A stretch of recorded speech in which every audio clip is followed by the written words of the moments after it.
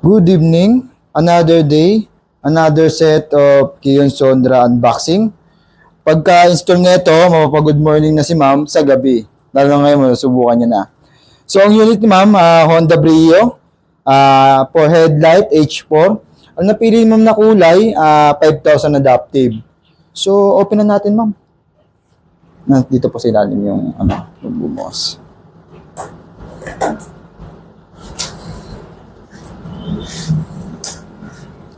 Yun.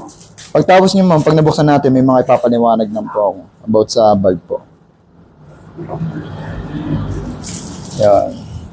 Bali ito ma'am, papaliwanag ko lang po, wala tayong magiging problema kapag minsan nagpa-engine wash tayo o kaya malakas ang ulan dahil naka HHP60 tayo ma'am.